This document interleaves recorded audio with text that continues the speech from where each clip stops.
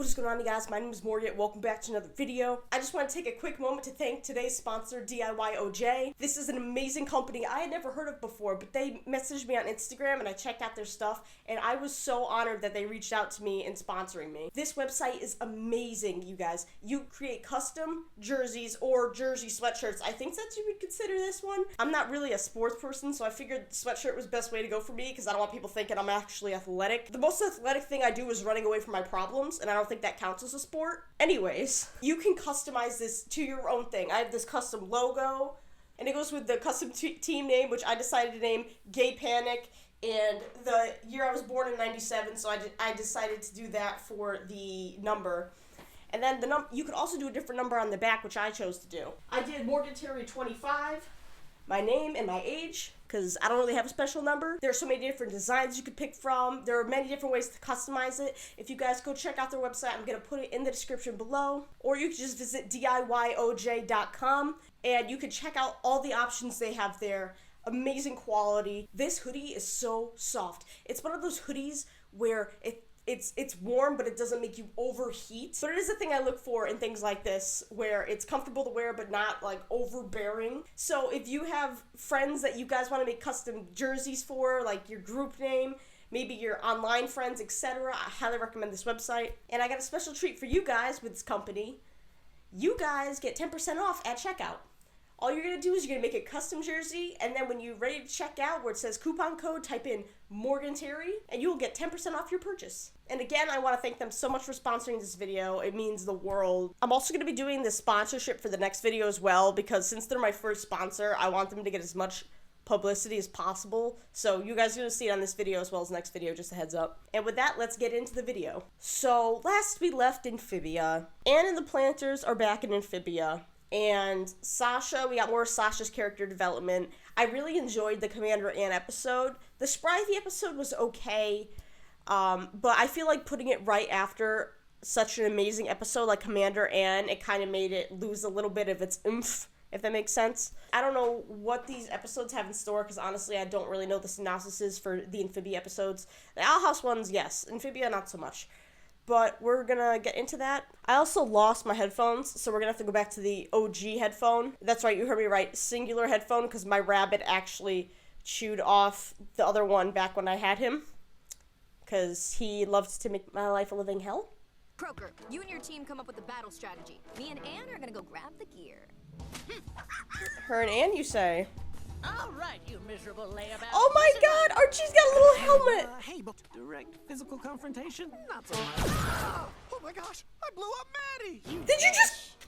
Sup? Oh my god, I thought he just killed her. Listen, Toady, the world has changed and we've had to change with it. Honestly though, Maddie didn't really change that much. Maddie's always been like a don't fuck with me kind of girl, and that's why I love her. Woggle, however, has very much so changed. Someone pointed it out to me in the last video that the statue of him in season 1, I believe it was season 1, is what he looks like now, and it was foreshadowing, which I wouldn't even put together in my head, so thank you to whoever pointed that out. Wally's just like, oh. Don't you want to step out of your comfort zone? My comfort zone is so comfy. Well, I think you're capable. I can't blame Toady. It is hard to get out of your comfort zone. I'm someone that likes being in my comfort zone, and when I'm pushed outside my comfort zone, my anxiety kicks in, like, to the max, and it makes me super anxious, like, oh my god, the world is ending, I'm gonna die, even though nothing is happening, so I can't really blame Toady for not wanting to change it up. I understand they're in a wartime. I don't know what that's like, because as you could probably tell by my whole body, I'm not built for the military. The military would not want me either. But yeah, I can kind of understand where Toadie's coming from. I can't blame him. But like I said, it's a war, so things could be different. Who cares? Let's get our stuff and go. No, let's not. Loot, wow, your stuff, that's bullshit. Oh no. Where's everybody else? Everyone else got captured? How? We gotta get back down there. Absolutely not. What? Why not? We might just get captured ourselves. And the Resistance can't lose. Let's not play around. Train. Listen, I love them and all, right? But Wait, I know that fucking uniform from somewhere. Is that the clown? I forget which episode it was in, but there was like the clown who got mad at, I think it was Maddie. It's been months since I watched it, but that uniform looks very familiar in that round body shape. And the bow tie looks like a clown bow tie. And if I know one thing, it's don't trust clowns. I don't trust clowns. Listen, I did it as a kid, and then I found out about John Wayne Gacy, and I'm like, absolutely not, no clowns for me, thank you. What was I saying before that? I got too distracted with serial killers. Oh, it's gonna be nice seeing Sasha and Anne friend dueling, because every other time up until this point, they've been fighting with swords, and I didn't know who got shanked up until the last episode of season 2. I didn't know who got shanked. All I knew was someone was gonna get shanked. So every single time I saw them with swords, I was like, oh my god, this is the time. One of them's gonna die, one of them's gonna die, one of them's gonna get shish kebabbed. But obviously that wasn't the case. So it's somewhat comforting now. Hopefully no one gets shanked, because I don't know. No one's told me anyone gets shanked. I've been saying shanked so much, it doesn't even sound like a real word anymore. That's also incredible that Miss Croker, being an old lady, again, don't judge a book by its cover, she runs a tight ship, apparently, if they can get out of this, the 4 of them versus the many, I forget what they were called. I was fucking right! The Candyman? You run them around. The Candyman. Wait, he's the Candy... Oh, he is the Candyman. Was he a clown, too? There was some tie-in with a... Oh, you know what? I've been thinking about Dean Coral. Because Dean Coral was a serial killer that was known as the Candyman. Maybe that's where I got my serial killer wires crossed. The Candyman. Okay, but aside from the fact of serial killers, did any of you grow up with that tale of the Candyman where you would go into the mirror and you say his name 3 times with the lights turned off, and I think you spin around in a circle and he appears and like steals your soul or something? I remember hearing that as a child. I was over at my friend Miranda's house, and we couldn't sleep all night. We literally went to go sleep with her mother because we were so scared. After that, I did not turn around in the bathroom. When I would get up to go to the bathroom in the middle of the night, I would walk into the bathroom backwards, and I would go out forwards. I would not even turn around once. I said, not today, Satan. We are not taking any unneeded risk here. But yeah, I knew it was this motherfucker. Because I remember, he kind of looks like a clown, though. Like, tell me I'm wrong. He looks like a fucking clown. He's got the orange hair, he's got the rosy cheeks, the button, the bow tie. I do. Turns out I've got a sweet tooth for anarchy. Wait, is that the, voice actor of Choose Goose from Adventure Time? Because that sounds very familiar. And that is the only character I can think of right now with that name. Where's my phone? I need to look it up. The Candyman. Not the cannibals, the Candyman. I forgot the cannibal ones was a fucking thing. The Candyman. Barry. Okay, hobbies, goals, Playing crimes. from Morgan. He was voiced by Keith Silverstein. Okay, so apparently it's not the same voice actor, but it sounds very similar to me. We're going to sell you sugar plums to Andreas's army. Oh, They yay! have Human super trafficking. resistance from- Great. You'd help Andreas? What are you, insane? Look Yeah. around you, Toots. The whole world is insane. But that suits us, don't it, Brian? Why is that so accurate to modern day life, though? Why do these cartoons have to hit us so close to home? We watch these things to get away from the shitty things going on in the world, and then they say things like that, and it's a reality check, like, oh no. Things that are happening in this show are just like the ones outside. It's just war and chaos and bad times. I used to be a tax accountant. Now I drink the blood of my enemies and eat dessert for breakfast. Dude, you See? sound like you Turns used out to the work in end a of the helium world factory. Is sweet. I don't even think I could get my voice that high. So wait, what did he say? I'm gonna try this. A tax accountant. Now I drink the blood of my enemies. I used to be a tax accountant. No, that's too high. I used to be a tax accountant. I used to be a tax accountant. what the fuck am I doing? I used to be a tax accountant. I can't do it. I can't do it. My high pitch is too high pitched. Anyone want a post-it note for their will? Toady. I'm too Someone actually, I remember this. We were doing a live stream and someone was telling us. I actually just remembered something about the post-it note. What was I saying before that? Oh, so Johnny and I were doing a live stream back in like August, and someone was telling us about season 2B of the Owl House, how it's supposed to be super angsty, and I started writing my own will or something about it, and someone told me if you write like your will on a piece of paper, it doesn't have to be a special piece of paper. If you write it on a piece of paper and you sign it with your name, that is legally your will. Which I thought was insane. So technically, if they wanted to, they could actually write their wills. Ooh. Oh, that's not good.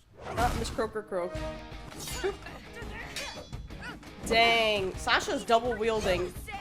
And it's only got one.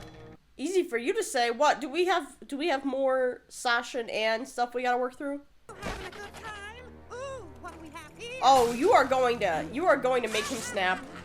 Oh, Toadie's about to go rogue. Thanks for the souvenir. This is so dramatic. Croker was right! It's time for a change! He's gotta Time go for up! me to be Oh my god. That honestly looks more comforting than the way he was dressed originally. me. I'm the lookout. As in, look out for my fist! I'll be the guy who makes sure this all goes according Oh my to god. plan. Oh my god, can she see out of its eyes now? With a spell? Yep. And I know they're just soldiers to you, but to me, they're everything. Oh. And it isn't like that. We're in the meeting. Bring some pens and notepads. He is destroying these people with office supplies. Yep. Bye-bye. Oh, gumdrops! Not again! How did he get uncursed? I'll be taking this back. Ooh! Whoa, Toady! It's actually how I dress the mayor every morning. Let's go. Could handle themselves. Oh no. About what I said back there. It's okay, but believe me, I do care about these frogs. Tough calls, and sometimes you have to stop and remember to have faith in the people around you. You taught me that. Oh! Thanks, Sad. Oh my god. I love their friendship dynamic so much. Possibly more than friendship. Ugh, this couldn't possibly get any Oh, worse. you got a giant What are chicken we gonna sandwich right eat there. now? Yep, there you go. Holy. That's funny. I saw in England the ohms that almost ate us in Corler's Pass. Huh. Anyone know any friendlier, less murderous ohms? Ohms. Murderous ohms it is. Are those the like thought twin we'd be snakes here again. that are blind? Oh, there they are. They look a lot like axolotls. It's those. Sure, go ahead and eat us. I'll just carve our way out of your stomachs. Well, okay, point taken. Wait, they threw you out after one mistake? That's totally not fair. Everyone deserves a second chance. Oh!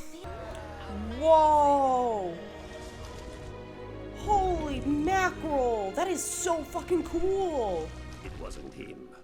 Mysterious earthquakes have been wreaking havoc on the city for weeks. Oh, that's Andreas's robots that are drilling. King Andreas is gonna destroy Amphibia if we don't join together and stop him. That's none of our concern. We will thrive. It's none of your fucking concern. He's gonna wreck your shit, my guy. He's gonna literally drill into your little sanctuary. There's gonna be nothing but sunlight, and you guys are gonna die. You guys need to fucking care about this stuff. Like, did you not hear what Sasha just said? No second chances. That's bullshit. This is the ohm. Everyone makes mistakes. As Hannah Montana once said, everybody makes mistakes. Everybody has those days. Everybody knows what I'm talking about. Everybody gets that way. Yeah. Mistake you regret. I'm still fighting to make up Oh. Yeah, Sasha knows. for it. The drill! Do something! Sasha just kicked her way through a rock. Badass bitch alert.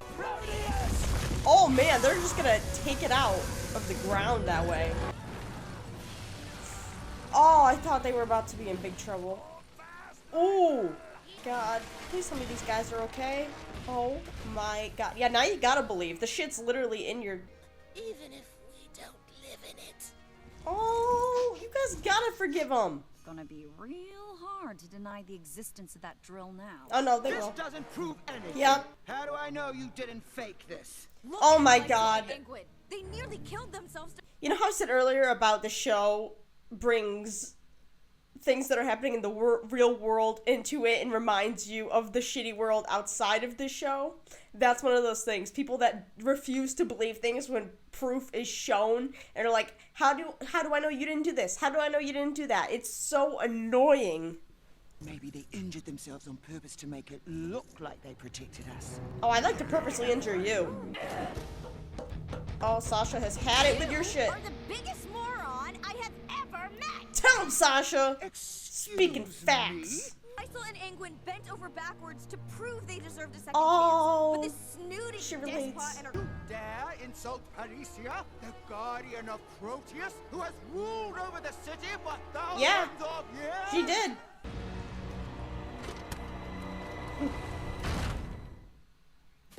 Of course, that's where they end it. Of course. Now that it's getting good, of course that's where they fucking end it. That was that. I don't even know how to segue into a review. I have to say, I'm enjoying these episodes more than I was the Human Realm ones. I think it's really important seeing how Sasha and Anne don't immediately, everything's not immediately back to the way it was, or back to the way it was in the way that, you know, Sasha has changed. Like, they're not as close or as, I don't know how to word this. I like the way this show handles friendships, because when something serious goes down like that, like it did in seasons 1 and 2 with Sasha and Anne, it takes a while for that to heal, whereas sometimes in shows when things like that happen, immediately things are fine the moment someone apologizes. But in Amphibia, we see Sasha constantly trying to prove and earn her, earn Anne's forgiveness and everyone else's forgiveness. We also saw in the first part of the episode that Anne doesn't really remember or realize how much Sasha has changed. She thinks she's just looking at the people of Wartwood like soldiers, when in reality Sasha has come to see them as equals and people she cares about, which again shows how much Sasha has changed for the better, and also shows that Anne doesn't completely grasp how much Sasha has changed, but she slowly sees it over time, and they talk things out, whereas before they didn't really talk things out. Sasha just kind of told Anne this is how it is, and Anne just went along with it, but now they're actually discussing, which is very healthy for a friendship relationship of any sort. And I think that's important for more people to see, because people get in disputes like this a lot. Not severely, you know, trying to kill each other, but when people get in disputes with their friends, it's sometimes hard to approach it the right way, because in television and cartoons and things like that, it's always like, most of the time it's a quick fix, like their friendship, like they just apologize and everything's good after that. But in real life that doesn't happen, because there are things that will trigger memories of the fight and make emotions come back to the surface. I don't know if I'm making sense. I'm trying here. My mind's always so jumbled after watching Amphibia and the Owl House and Arcane and etc. We also saw that another life lesson: do not mess with the nerds, because the nerds will snap. If you push a nerd enough, the quiet ones, they will fuck your shit up. Oh man, the quiet ones are the scariest. And coming from someone that's naturally quiet, you should be afraid. What goes on up here when I'm pissed? And then that other one, the Olms, they're called Olms? I forgot that's what they were called. That was like the beginning of season 2, I want to say. I didn't think we were going to see those guys ever again, so it's cool how they're calling back on previous characters and actually making them part of the plot now, where it's not just, back then it seemed like filler, but now they actually serve a greater purpose. I don't know if that was done intentionally or not, but if that was done intentionally, that is just great storytelling. That is something I gotta respect with the Owl House and Amphibia. The storytelling. The amount of thought and planning out in these shows and episodes. The amount of foreshadowing so early on before the actual thing comes to fruition is just insane to me. I can't even think of the next words coming out of my mouth, so I just find that so impressive. And it's something a lot of people that have siblings can relate to, is arguing with their sibling, because my sister and I don't really fight anymore, but when we were younger, we fought badly. A lot of the time it was verbal, but a couple times it got physical. That was mostly on my end because I got anger management issues. And I'm also the stronger one, so I kind of use that to my advantage. But I could kind of relate with the Olms. I forgot what their names were. The twin Olms, or the conjoined twin Olms. They kind of remind me of Cat Dog. Every time I see them, I think of Cat Dog. Just in my head, all I hear is, one fine day with a wolf and a purr, a baby was born and it caused a little stir. No boo buzz, no three-eyed frog, just a feline canine, little cat dog, ding, ding, cat dog, ding, ding, alone in the world, a little cat dog. I'm losing my mind, and I don't know what's up with me today. I'm just out of it. Like, I'm usually out of it, but I am, like, my brain is slowly going into madness or something. I don't know what the deal is. I don't know if it's the tech issues or what, but this reaction was out there. First it started off with, I want to say either trying to impersonate that high-pitched dude's voice or the Hannah Montana reference. And now it's just Cat Dog. I'm losing my mind. Oh, man. That's gonna bug me that I couldn't hit that. Usually, when I hear a fun noise or whatever, I try and replicate it, but I can't do that dude's voice. It's like, it's high-pitched, but it's not as high-pitched as my voice goes when it's high-pitched. And I tried toning it down, and I tried tightening my throat the way I do when I make, like, my Perry the Platypus noise, There's a part of your throat that tightens up that sometimes can help with pitch. At least that's how I think of it as. But I can't hit that pitch, and it's annoying. Because I think it was last episode, I didn't even realize I was doing it at the time. I was impersonating Bessie, I forget what noise she makes. But it was right after she made a noise, and I didn't even realize I was doing it at the time. So sometimes I'll just randomly start making noises that I hear. There was the bazaar or whatever, and there was those little things that were like, I don't remember. It's been too long and I'm too lazy to look it up. But how do we get on this topic? How did I get on this topic? I don't even know. Like I said, my brain is out there today. So I'm guessing in the next episode we're going to see, Mother Olm, obviously, but also I'm guessing it's going to progress more. This is, what episode were these? It says episode 21 of season 3, but I don't think that's the case. I'm pretty sure they're split into, each episode is split into 2 on this website, so I'm pretty sure we're on episode 10. I don't know how many episodes are in the final season, but I'd say we're probably like halfway there. So the plot's probably going to pick up in the next episode. But I also enjoy, usually I don't like things that aren't plot related, but seeing the relationship between these characters is, I want to say nice, because while I feel like we've seen it before, I feel like it's really heavily focused on in these episodes, the character developments between the different characters and everyone embracing each other's differences and working around them or accepting them. And I think that's really important, especially in this day and age.